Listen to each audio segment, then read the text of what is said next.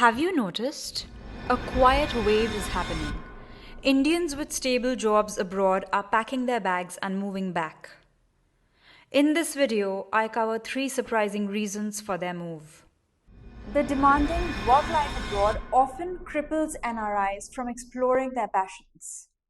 Life abroad has a stronger structure than life in India, which is more fluid. Many companies focus on deliverables and effectiveness rather than time spent at work.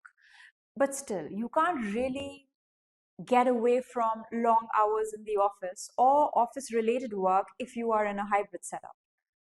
This is true in India too, but abroad you are bound by visa rules, which don't allow you to have downtime. And by that I mean that you cannot live there without a job unless you have a PR. And even then, you still need to work to pay your rent or your mortgage and to sustain yourself. On top of that, you have to cook, clean, do DIY work, and if you have kids and both parents are working, there is much less help available. Both parents would need to split household chores, and you can hire a helper or a cleaner maybe once a week at most because labor is expensive. Overall, it is a physically challenging lifestyle that leaves you with little energy to explore your passions. You end up in a rut. Now imagine you take away all the time you spend on chores and household work abroad. Do you see the dramatic shift in the quality of your life, the relaxation you feel?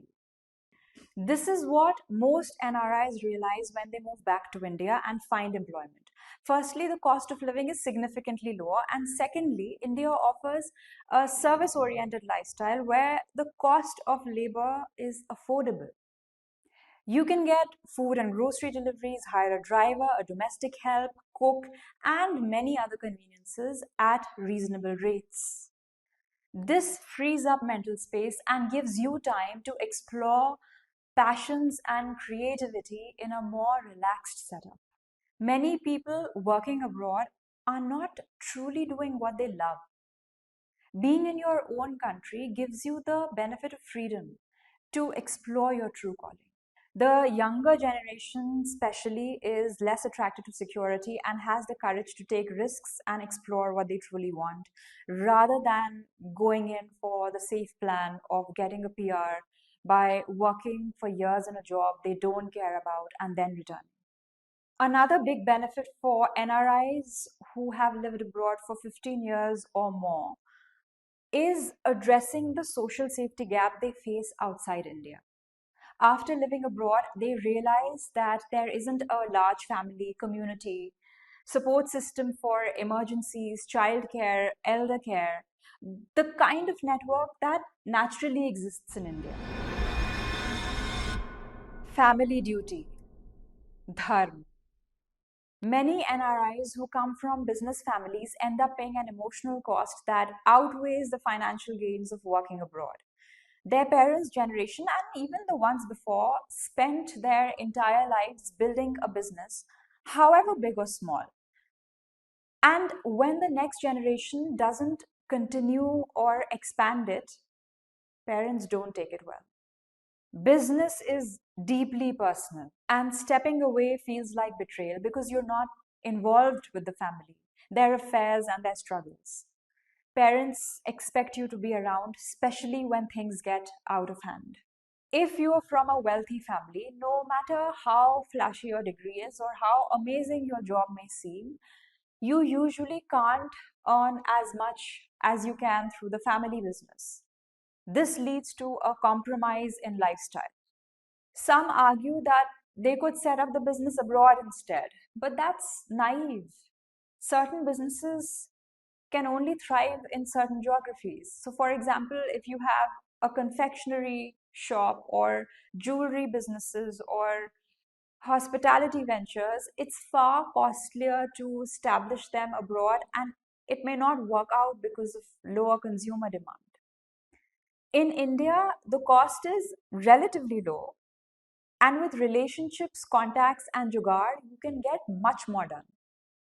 The good news is that parents and children today are developing more clarity. families are beginning to understand that spending heavily on an education abroad is not directly tied to monetary success. What it really gives you is global exposure, not money. If you are clear about returning to India after studying abroad, you can use the exposure and experience to strengthen your family business. That way, you not only benefit from global learning, but use it to give your family business a competitive edge. That's a far more practical approach to moving abroad. Entrepreneurial ease. Currently, many Western economies are on the decline, while India is a stronger economy and a fast growing market. Despite being highly educated, many NRIs feel ordinary. Leadership roles are not easily accessible to them due to the glass ceiling. And even if you want to start something of your own, it's unrealistic to think that you can run a business in India while living abroad. It will consume you. In contrast, India today is full of opportunities. There is a global AI boom and a parallel tech startup boom happening right now. Even in jobs, roles are more entrepreneurial and leadership positions are more easily accessible than abroad. For startups and smaller businesses, India now offers more formal government incentives and funding.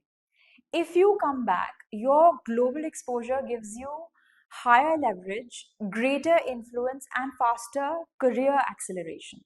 For example, the content creation and media industry has a much larger and faster growing consumer base in India as compared to more saturated foreign markets. By returning to India, NRIs can capitalize on global exposure and local demand. Yes, you will have to invest a few years to build it up, but the cost of setting things up is lower. You get more help. And if you succeed, the rewards will last for years to come. India is buzzing with youthful energy and growth, something you can feel when you are here, as compared to the slowed down pace abroad.